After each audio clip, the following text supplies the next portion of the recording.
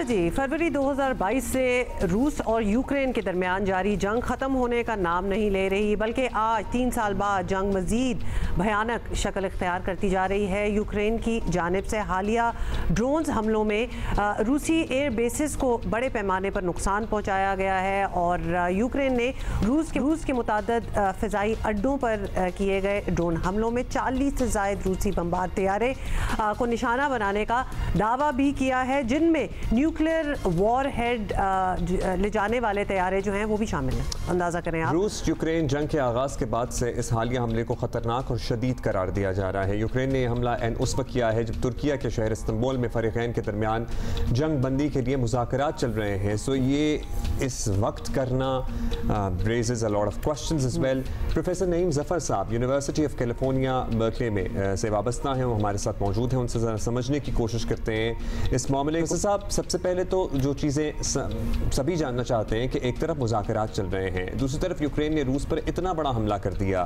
क्या मुहर्रिकात हो सकते हैं इसके? रूस ने भी किया, यूक्रेन ने भी किया।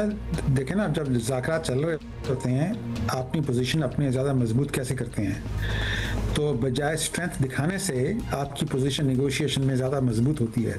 So this is a calculated risk.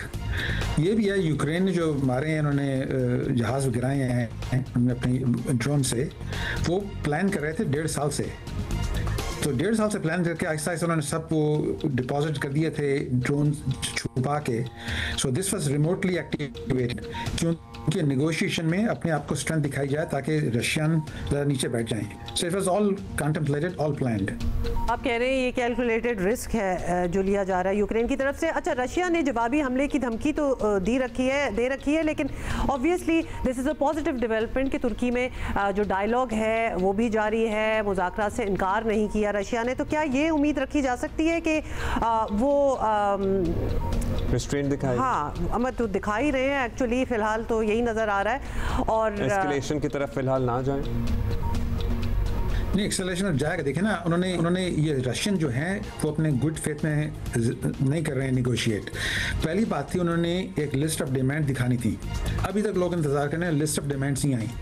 तो ये आपने अगर जंग ख़त्म करनी है, आपको क्या चाहिए, अपनी लिस्ट दिखाओ, फिर बात शुरू होगी। तो अभी तक लिस्ट नहीं आई, तो मतलब ये है कि रूस जो है गुड फेथ में नेगोशिएट नहीं कर रहा। वो समझ रहा था कि मैं वॉर जीतने वाला हूँ, तो क्या ज़रूरत है मुज़ाकरात करने की, कि मेरा आप यूक्रेन ने उसको दिखाया ये अटैक करके, उसके जहाज़ों को तबाह करके, कि आप नहीं जीत रहे, हम आपको नुकसान पहुँचा सकते हैं, तो शराफत से आके बैठ जाएं, शराफत से बात करें। So it's a negotiating tactic which makes sense. Professor साहब, बताइएगा कि इस पूरे मामले में ट्रंप एक दफ़ा फिर मरकज़ी किरदार बने हुए हैं और वो ये अमन डील कराने के लिए तो मुतहर्रिक थे ही, लेकिन अब इस हमले के बाद उनके मिशन को ये बड़ा डेंट लगा है। तो ट्रंप की जो ख्वाहिश है कि वो आलमी अमन के सफ़ीर बने, क्या अब भी वो एक मौसर किरदार जो है वो अदा करने की पोजीशन में हैं?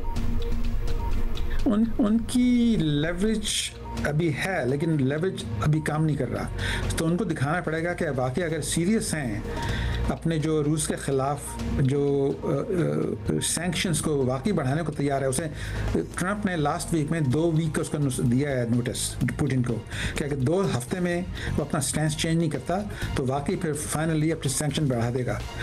तो उनका ट्रंप का अपॉर्चुनिटी है कि पीस मेकर बन सकते हैं, लेकिन अब तक वो समझ रहे थे कि ये घर वाली बात है, ये पुतिन मान जाएगा, जो मैं कहूँगा मेरा दोस्त है।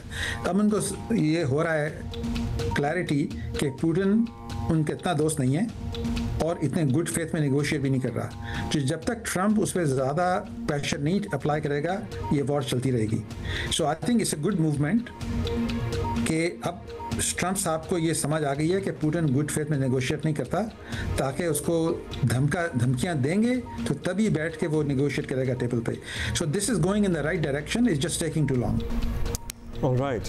बहुत शुक्रिया professor Naeem Zafar, university of California Berkeley. ये नेगोशिएशन के टैक्टिक्स होते हैं कि जब नेगोशिएशन हो रही होती है तो फिर वहाँ पे अपनी सुप्रीमेसी या अपनी पावर इस्टेब्लिश करने के लिए इस तरह के रिस्क हरबे इस्तेमाल किए जाते हैं, but it is a calculated risk.